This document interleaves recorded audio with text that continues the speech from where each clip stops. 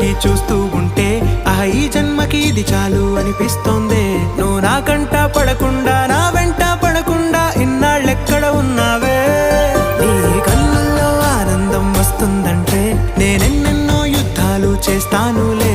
నీ చిరునవ్వుకై నేను గెలుపొంది వస్తాను, హామీ ఇస్తున్నానులే.